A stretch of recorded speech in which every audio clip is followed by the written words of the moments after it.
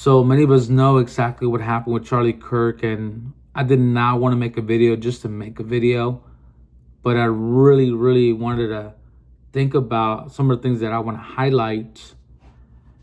And man, a lot of us are still shocked. A lot of us just feel like there's been a big shift. Even people that essentially don't follow politics like that, or let alone go to church or are Christians, are saying, man, like, this is huge, this is big. I feel like something just shift, right? They're not really saying exactly what it is, but one guy I was talking to earlier is like, I just don't know. I feel like something is different, and I have to be ready. And I don't think he's talking about like war or anything like that, but he's just saying like, I'm alert and like something is happening, right? So a lot of people are feeling that right now. 9/10, that happened. Right now it's 9/11. Interesting timing. A lot of us have a lot of idea, like we have a good idea of like who maybe would have done this, right? But then there's different opinions. Like, we don't know exactly like who ordered what, or there's like different groups that don't like them. Was it this group, that group? I don't think we're gonna have the answers. And even if we catch the bad guy, the guy that killed Charlie, the damage has been done. And I really want to talk about his legacy real quick before I start talking about the other part that I want to talk about. But Charlie started Turning Point USA at 18. He was in school campuses on a regular basis. And that's one thing I love about Charlie, and also Petra and David, their way of just having open dialogue with people that don't agree with them. And he would have those conversations. It would not back down from those conversations, right? Now, could his approach be different? I don't know. Maybe yes, maybe no, right? For me, I think it was a good approach that he had, because he was his own person, and I could be rough around the edges at times, and I could see me responding a certain way as well. But man, Charlie was a father, a husband, and super young, 31 years old. If they wouldn't stop him now, just imagine in 5 years and 10 years. A lot of people are saying in the comment section all over social media that he was the next president, essentially, right? Bright future. Obviously, he was very active in the political field, but what people don't know is that he was a Christian, a person that proclaimed Christ, a person that boldly talked about his faith, and regardless of who was in the room, he was talking about Jesus. Now, for some of you guys that are a little more on the left side, you're probably thinking, no, like he did preach Jesus, but he wasn't doing what was right. Again, you have a different set of opinion, and maybe the politics are aligned to that, which I understand. But I think we could agree that even if you didn't like him, that's not the way that we should be advocating any violence, any political violence at all, right? And I think if you're watching this and you're a little more on the left, I think we could agree that violence needs to be condemned. And for those people that are celebrating, that are calling themselves Christians, then again, that's where I feel like you need to analyze your heart, if that is you, and if you don't agree with Charlie's approach of things, right? So thinking about everything, there's a lot of mix of emotions. I'm talking to my good friend that pretty much broke bread with Charlie for years. He was, let's say like this, I can't say who it is, but very close to Charlie.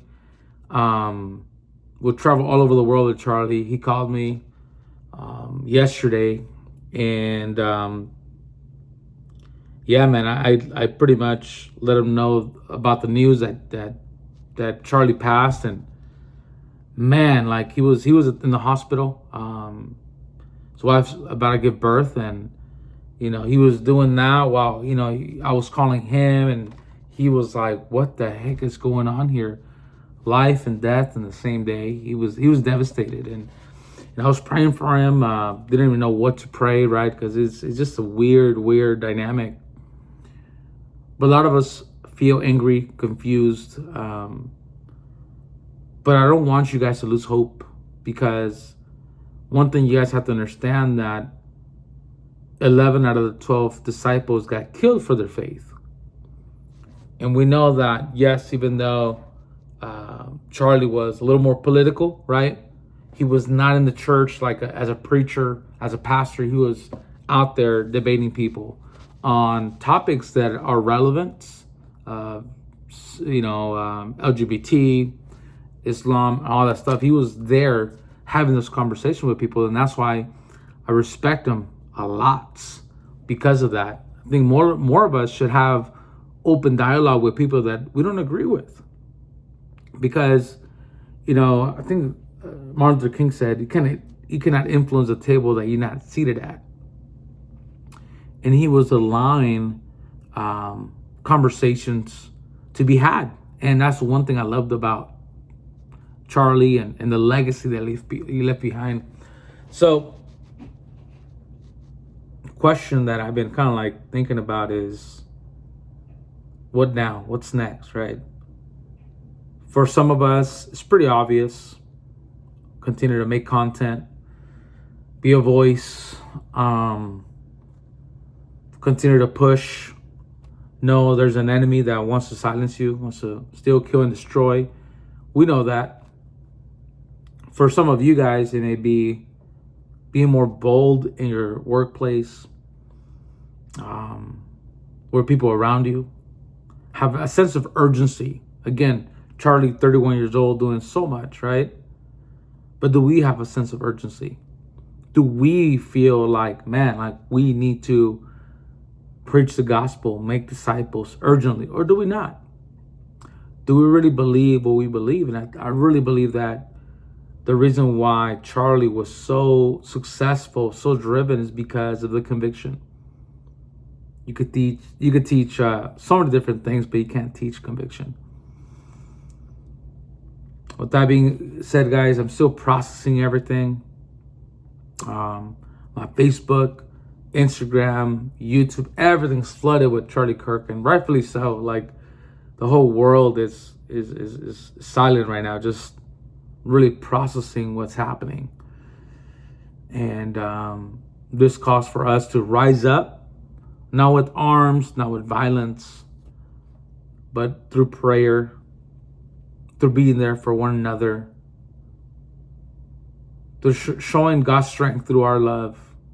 Ultimately, that's what God wants us to do.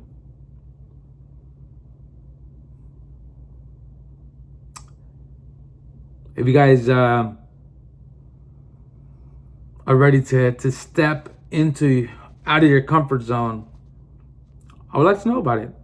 Put in the comment section, hey, Will, like, give me your story. Hey, I've been passive, but now it's time for me to be active. It's, hey, I'm over here, but you know what? It's time for me to just make the decision to go this way, right? Whatever the case. Maybe you're a person that goes to church but never talks about Christ, never preaches, never does anything for the gospel. Maybe it's a wake-up call to really check your heart, check yourself, and really ask yourself, do I really believe what I'm reading, right? Some of us go to church, but we're not the church.